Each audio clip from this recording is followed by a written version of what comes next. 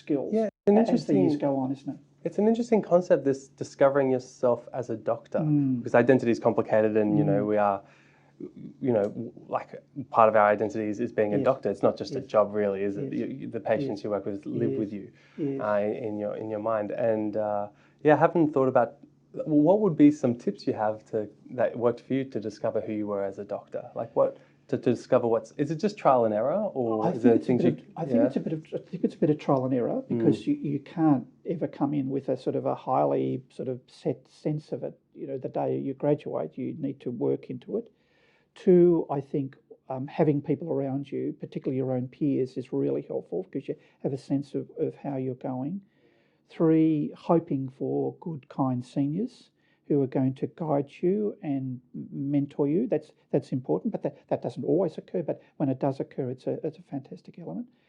Fourthly, I suppose, maintaining a sense of humility, because what can happen, of course, is society is, you're the doctor, and there is already an intrinsic sense of admiration, of even acquiescence to doctors, and thinking, well, no, 6 years ago I was not a doctor. I was a year ago I was a medical student. So now I'm a doctor, and I don't necessarily feel or able to endow great wisdom here. So it's that sense of being humble in what you're doing and having a sense of that.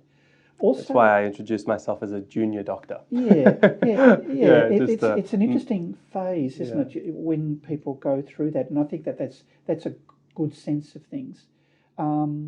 But also what I realised was this extraordinary privilege of repeatedly, over and over again, sitting with people, talking with people.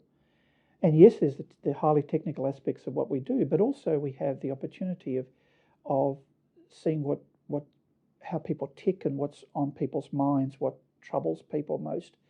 Now, there's strong echoes, of course, as a 13-year-old seeing my own parents and what suffering was, and the sense of great sadness and tragedy. So there were echoes there at that time, but also a sense that I think this is a privilege. I don't want to miss this or put this aside and see it only as a technical exercise. I need to see this, that I'm here with people now, and what people are going through, and the classic thing in a history taking, trying to not rush people, realising people are going to sort of talk in circles a little bit rather than going directly. We want the direct answer, but people will come to the answer.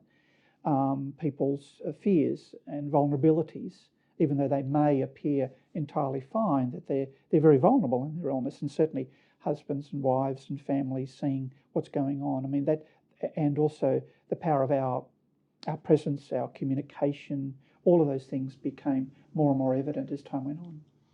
What a wonderful clip that was. Hey, if you want more highlight clips of the Doctors Getting Coffee podcast, then don't forget to hit the subscribe button down below, and make sure you hit the bell icon next to it to get notifications whenever there's a new highlight clip. I'm releasing sometimes 4 or even 5 clips per week, then make sure you hit that button.